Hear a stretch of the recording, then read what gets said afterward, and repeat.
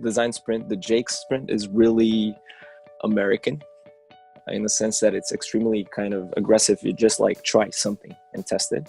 Mm-hmm. But here in Japan, they always want to do the pre-research. So I usually start with a service design sprint. It makes like people more comfortable that they are going in the right direction. Even if it's a sprint, they want to be totally sure beforehand.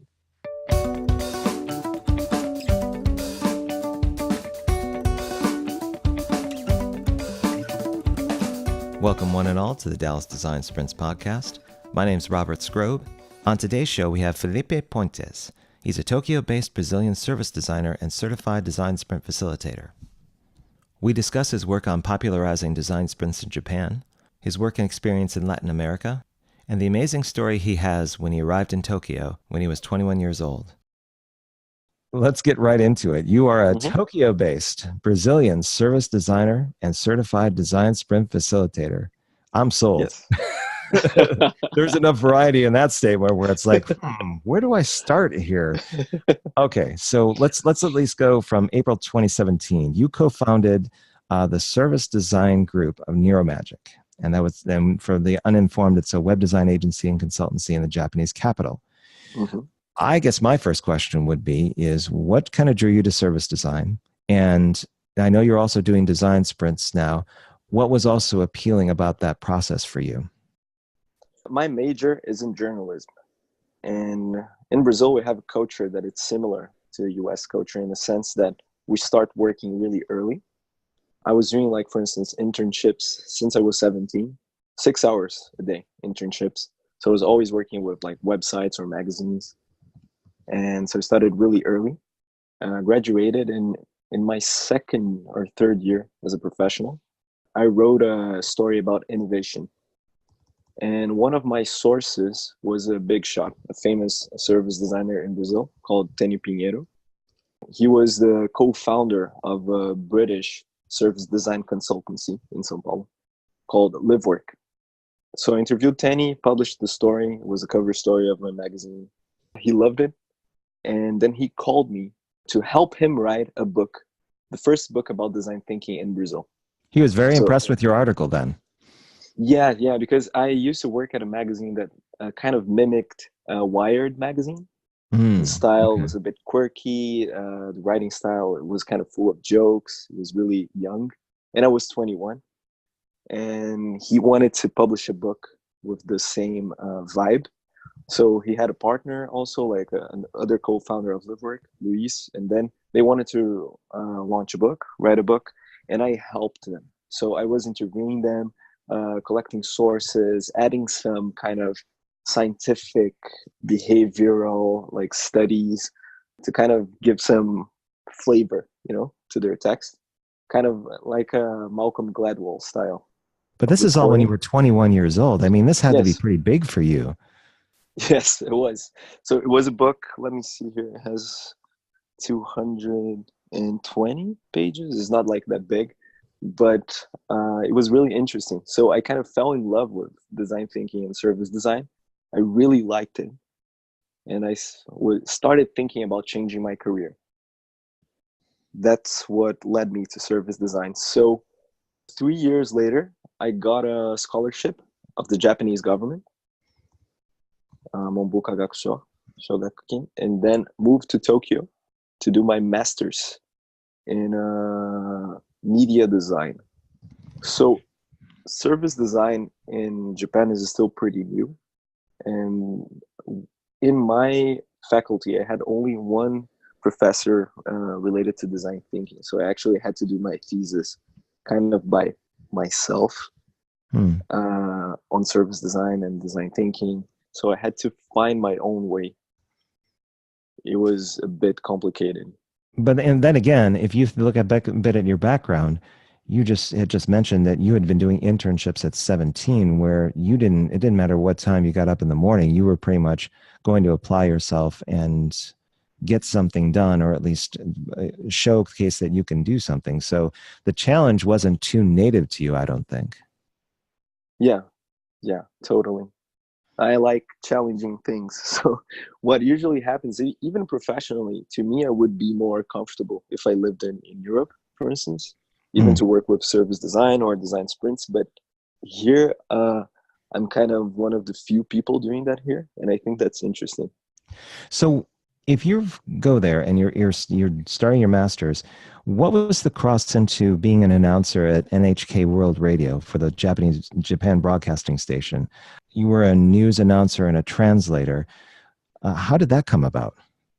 Oh, okay. Like actually in my first week in Japan, I was recruited by them because they Really? were, yeah, yeah. Because there are like 300,000 Brazilian in Japan. Actually, it goes always like from 200,000 to 300,000. And they're usually Japanese descendants and they work at factories. They're blue collar workers, most of them. And so there's a big, huge community here.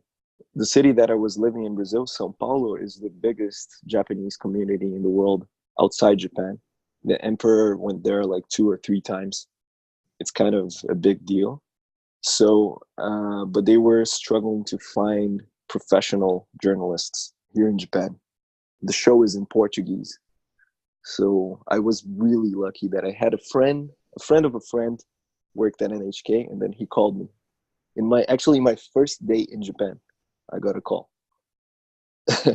So, but it's kind of a part time. So It would leave the casual observer that you are very well connected in almost just, it's uncanny. Your first day there, it's like, hey, I got a friend of a friend. I want you to speak to me about doing this. I was really lucky, actually, really lucky. And Uh, then, yeah, yeah.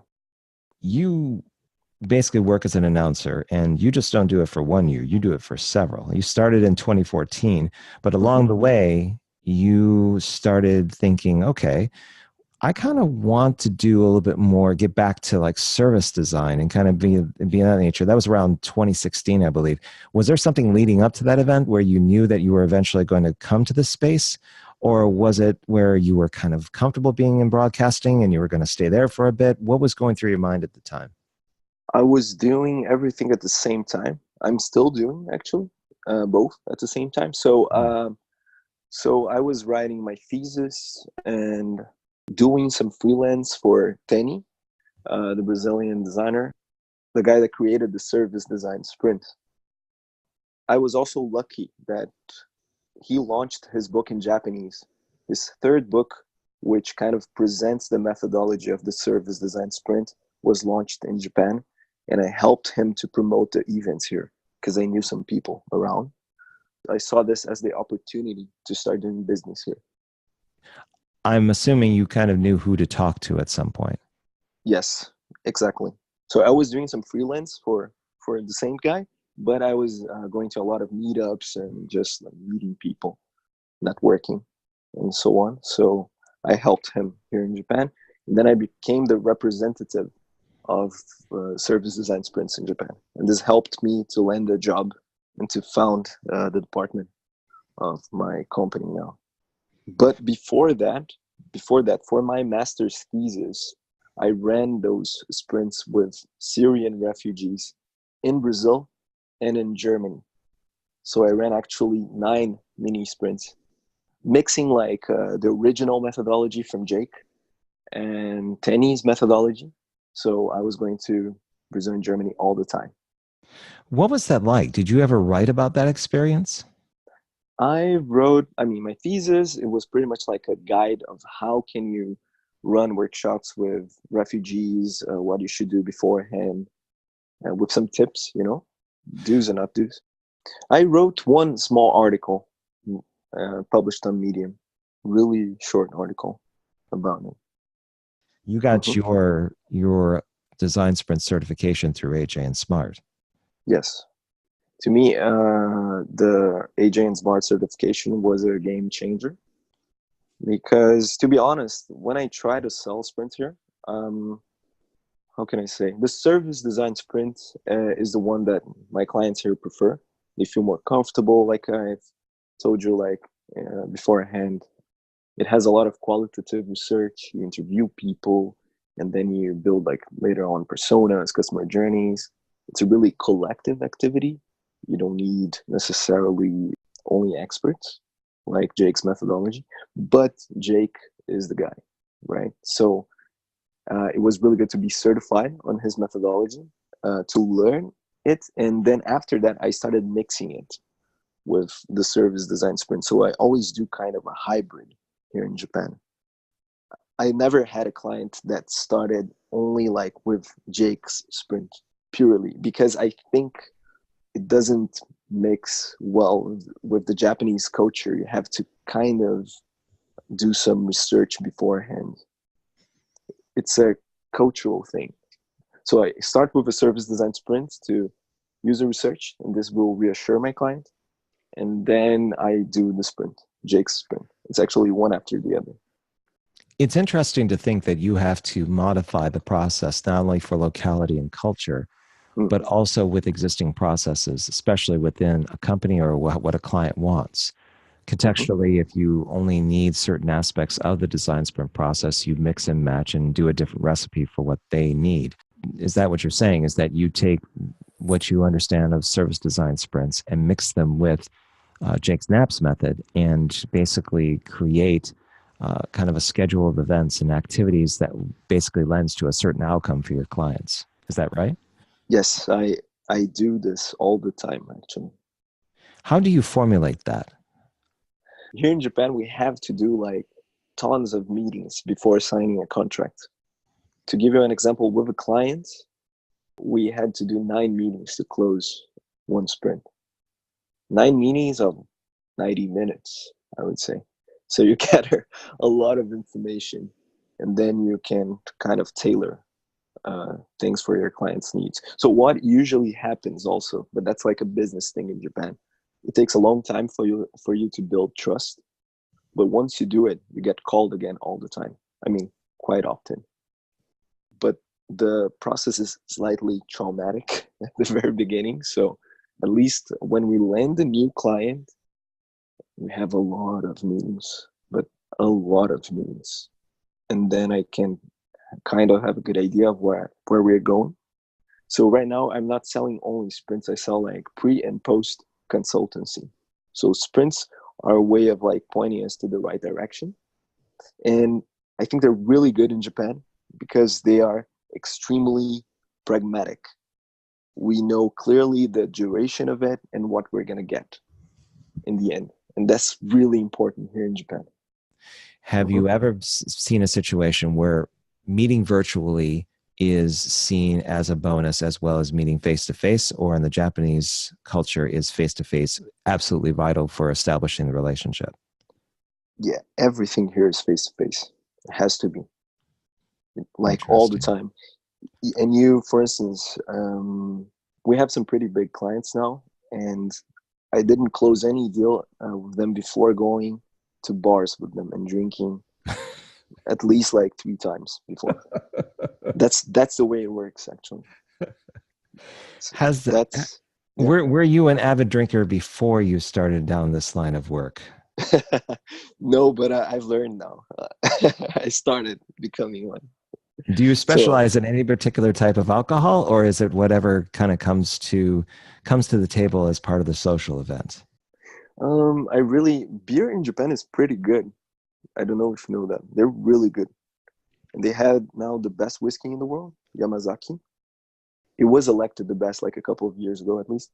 It's really popular. What's really popular now in Japan is something called highball. It's whiskey and soda, but they call highball. So yeah, I always get it. and Nihonshu, that is the sake. So pretty much like to close a deal, that's really important. You have to establish like personal connection. I really think it's very, very important. So what do you bring to the table that's the most interesting? If you were to take a step back at your abilities and your strengths and what you bring to the table, where have you found to be most effective? Coming from a country where, Brazil has a lot of issues, I see that there's a lot of waste of resources in Japan. It's an extremely wealthy country, but due to many cultural reasons, they're really afraid of risking and trying new things. So a great part of my work is to motivate them and to show them that they actually have everything. They just need to do it. So I have to convince my clients to do things. It's really interesting that sometimes, for instance, in Brazil, everyone wants to do something. They kind of know what they want, what should be done, but they don't have the resources. And here it's kind of the opposite. They have everything, but they don't know what to do. You found that you do very well at kind of showing people the path on where they could go in a way that doesn't necessarily offend, but kind of guides them in a particular fashion. Yes, they're pretty good at what they do, actually, but they need more, how can I say, confidence. That's really important here. So where are you taking things in the first part of this year for 2019? What do you have on deck that you're really looking forward to doing? My department right now has only 3 people actually. We are going to expand a lot this year. And we're starting to do also more educational activities. I think it's really important, like employee training and so on. Not only design sprints, not only sprint to solve one specific issue, but actually teaching people, opening their minds. Where do you think design sprints are headed this year in 2019? I think it's going to be a confusing year because a lot of people now, they're getting better doing it and they're going to start doing their own thing. And they're going to give like different names. I feel it's going to be kind of a mess. Yeah, with, for instance, the 3.0 now, the design sprint 3.0, but what about the 2.0? It was done by AJ and Smart, and I'm sure someone will come up with the 4.0 soon. Or it's going to be messy, I believe. But the practice itself, I think the practitioners are getting better, of course. There's going to be a lot of fights of like people claiming to be the best in this or that. I'm not going to have this problem because I'm in Japan and only a few people do, like over here. But I feel like in Europe or US, things will get a bit messy in my point of view. I was joking with someone else that version 5.0 of the design sprint is going to be completely virtual. We're just going to be all wearing VR and AR sets, and we're going to be putting virtual sticky pads up everywhere, and it'll be a mess, just like you're saying. It's interesting because like actually I kind of agree with the design sprint 3.0. At least in my business context, I need to do a lot of like problem framing and research before, So like decisions in Japan, business decisions, they take a long time to be done, to be made. Once things are decided, implementation is extremely fast. It's a decision with a capital D, So once you don't go back. So yeah. So that's why I have to do a lot of research, problem framing. But if they're sure of what they want to do, it's like the results are amazing. Would you consider adopting some aspects of problem framing and tie them into your background with service design and create something that's unique there in Japan for what you could put out on the table? Or are you effectively already doing that? I'm starting to do this. I'm reading a lot of like books about jobs to be done. I'm kind of interested in it, but I don't know how can I'm still like, I do a lot of problem framing already, but I want to add some jobs to be done elements here in Japan. It's also not that popular here. It's kind of new. So business-wise, to me, it's interesting to kind of sell this. I heard someone, I think it was Paul Adams, say that jobs to be done is another way of saying problems to be solved. And I'm familiar with JDBD2, and I've always found the nomenclature to confuse people. But if I target it in the language of problems, it comes across a little easier. Then I can usually adopt some sort of exercise that goes along with it. But yeah, I mean, it's ambitious in the sense that you want to teach a lot of people. There are great new processes to doing things, but it's that cognitive leap of understanding how to walk that. So if you were to look ahead to 2020, what would be a great year for you in 2019, and what would be a fantastic year? 2019, I think I still have to set a foothold in the market. My company is only one of the few ones to do design sprints, but we're finally working with some pretty big companies. But we still have to kind of do, like I've said before, like employee training and to run like more and more sprints with companies. But to me, 2020, I'd like to come up with something new of my own, like a different sprint or something like that, to start thinking about the next step, I would say. Would you put something out on Twitter or potentially in Medium where you would kind of write about your ideas? How crystallized do they need to be before you would share them? It would take a while, yeah, because I'm always like unsure of working in Japan. You start thinking like a Japanese person, and I don't know how what I'm thinking because I have many ideas, and I don't know if what I'm doing now it's going to be too Japanesey to other clients, to other countries. Yeah. Well, you did say you were going to venture out into other countries to see if you could get service design / design sprints on the map with other clients. So maybe you might find that sort of Japanesey way of going about, your ideas may actually work in other Asian countries, but you'll have to test it out, I think. Yes, I do. And also, but it's interesting that like Japan is a really special country, like really different, even compared to other Southeastern countries. Like, for instance, Korean design sprints in Korea, for instance, it works pretty well because Koreans are aggressive. They're not afraid of trying. That's why, by the way, they fail like many, many times also. But for them, it's okay. It's like in US. But here in Japan, people are really conservative. Really, really, really conservative. It's everything really unique. It's a bit complicated to explain, but I think that Japan and its culture, it's harder to understand even than Korean or Chinese culture. Interesting. Well, I'm looking forward to hearing and learning about what you decide to showcase as part of your discovery process throughout the year.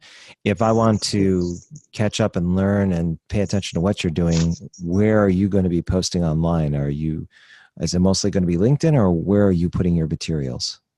LinkedIn. I'm going to start posting things on LinkedIn. What do you like to do for fun, Felipe? When you're not concentrating on sticky notes and voting dots and speaking fluent Japanese, what do you tend to do for fun?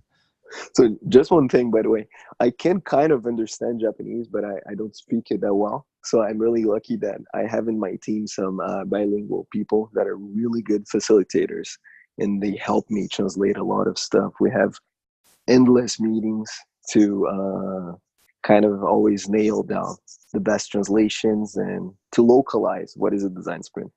Got it. It's a huge work. It's actually most of our work. So when you're not learning the Japanese language on your spare time, what do you do for fun? I travel a lot around Asia now, and let me see. I go to the gym quite often. Go to football, soccer. You call soccer, right? Yeah, soccer yeah. matches. Yeah. Okay. That works. So I had this vision of you, Felipe, where you're traveling a lot. It's like, okay, the first thing you do when you get off the train is like, where's the gym? I need to get going. I need to get some soccer, football, and basketball out of my system because, man, it's been a long train ride. You're not going to work out. Well, as long as you're healthy and happy, I'll feel better about anything you end up doing, whether it's for your professional life or having fun in other countries. So, thank you. I really appreciate you having on the show, and have yourself a wonderful year. And hopefully, we'll talk soon. Thank you. Thank you for having me. Thanks again for listening to the Dallas Design Sprints podcast. If you have a question or a comment on the show, be sure to email me at robert@dallasdesignsprints.com. You can also find Dallas Design Sprints on Instagram, Pinterest, YouTube, Facebook, and even LinkedIn. Be sure to visit virtualdesignsprint.com for our upcoming global virtual design sprint happening in the month of April. Take care of yourself, and we'll see you next time.